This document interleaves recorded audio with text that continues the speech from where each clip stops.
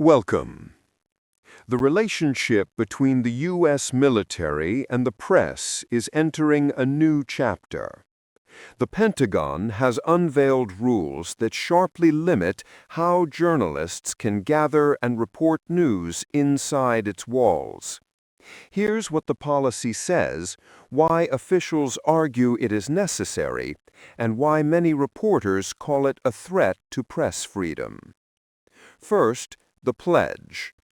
Any journalist seeking Pentagon credentials must now sign a 17-page agreement promising not to obtain, share, or even possess information the Department of Defense has not expressly cleared for public release.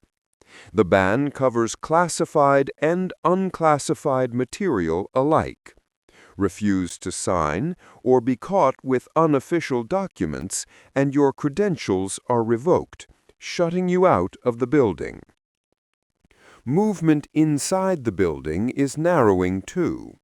For decades, credentialed reporters could roam most unclassified hallways, striking up spontaneous conversations with civilian and uniformed personnel. Those informal chats often revealed internal debates, procurement delays, and troop welfare issues that never made it into official briefings. Under the new system, escorts will be required for many of the same corridors, including those leading to the offices of the Secretary of Defense and the Joint Chiefs. Defense Secretary Pete Hegseth summed it up on social media. Quote, "The press doesn't run the Pentagon. Wear a badge and follow the rules or go home." Unquote. These limits cap a series of escalating steps. Earlier this year, several long-standing news bureaus were evicted from their workspaces and replaced by other outlets more recently credentialed. Direct phone and email contact with senior military officials has also become harder to secure. All of this unfolds against another symbolic shift. By executive order, the Department of Defense has been renamed the Department of War, the title it carried from 1789 to 1947. President Trump says reviving the old name projects strength and resolve. So why now? Pentagon spokespeople frame the policy as a matter of national security and troop safety, noting that similar rules apply at other U.S. bases. All information, they say, should be vetted before release. Critics see a different motive: narrative control.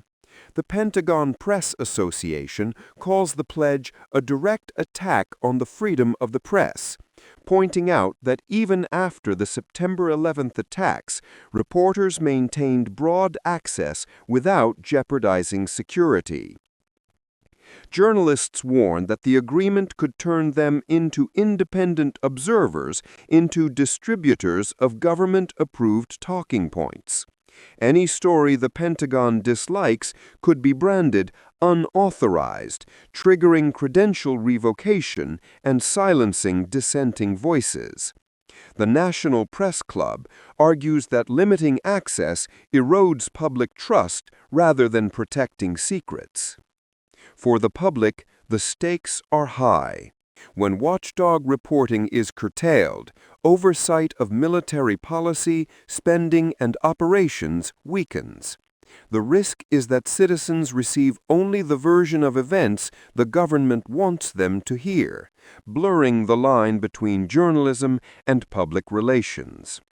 The new rules are set to take effect within weeks as current credentials come up for renewal. Reporters will soon face a choice: sign the pledge and work under tighter controls, or lose access to the heart of America's newly renamed Department of War. Either way, the flow of information between the military and the public is about to change in a fundamental way.